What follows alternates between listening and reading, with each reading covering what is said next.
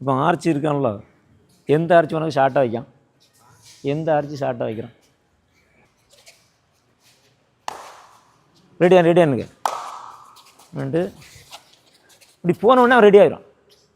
Ready ஆகிறனா கரெக்டாக என்ன செய்யணும்னா நேரம் இங்கே தான் போடணும். ஸ்டெப்பு போட்டு என்ன செய்யக்கூடாது, அதுக்கு பிறகு மூவ் பண்ணக்கூடாது. பார்த்து இப்படி போட்டு பார்த்தாலே தெரியும். செயினை பிடிச்சிருந்தானா கட் பண்ணுவோம். பார்த்துக்கு, செயினை பிடிச்சா கட் பண்ண கட் பண்ணானா கட் பண்ணு. இப்படி இப்படி கை வைக்கும்போது என்ன சொன்னால் பரவாயில்லன்னு இப்படி போட்டோன்னு இப்படி போட்டோன்னு இதை பிடிச்சி இது நல்லா என்ன செய்யணும், இங்கே பாடி உன் பாடி என்ன செய்யணும் அவங்க போயிடணும். இப்போ பிடிச்சோன்னா அப்படியே வந்துடலாம். பண்ணிப்பார். அவன் செயினை பிடிச்சின்னா கண்டிப்பாக உள்ளே போடு, கட் பண்ணுவான். ஏன்னா இவன் வர முடியாது, நீங்கள் போயிடுவா. இதெல்லாம் இப்போ இப்படி போனோடனே அவன் பிடிக்கிற ரெடி ஆவான். பிடிக்கிற ரெடி பண்ணவன் இங்கே சாடை தான் செய்யணும். மற்ற மாதிரி பின்னாடி வர முடியாது. நேரம் அங்கே போட்டு உடனே இந்த காலை மட்டும் வேண்டி எடுத்து பண்ணுவோம். முடிஞ்சா சொன்னது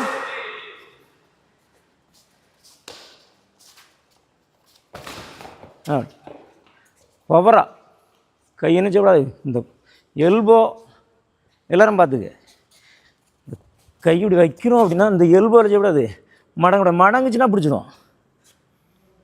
இந்த எல்போ செய்யக்கூடாது, மடங்கக்கூடாது. அப்படி வைக்கிற வாய்ப்பில் அப்படி வேணும்.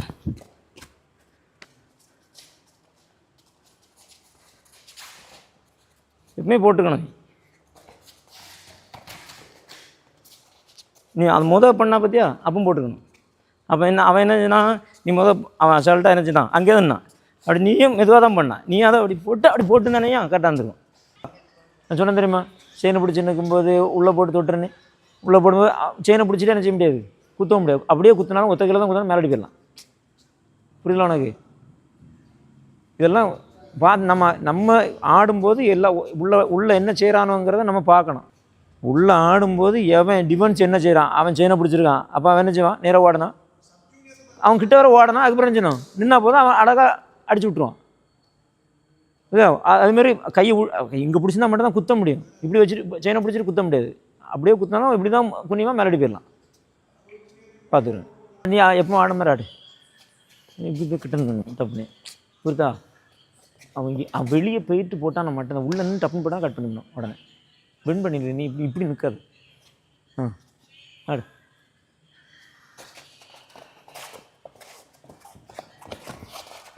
அடி. ஓடுங்க கூடாது. கிட்ட நின்னா கட் பண்ண இல்லைன்னா தொட்டு விடுவான்.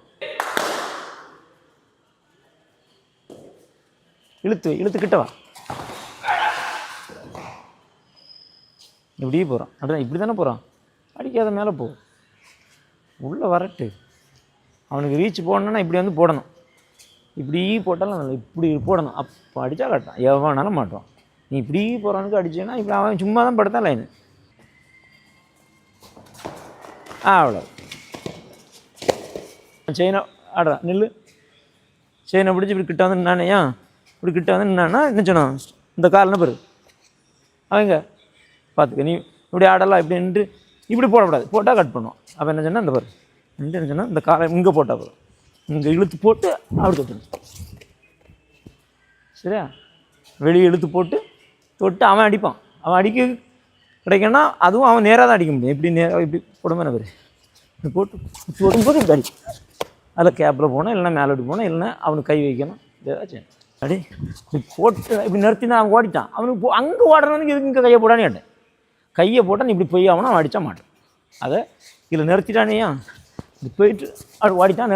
நிறுத்தினா இவன் மாட்டிவிடும் அடுத்து. சரியா?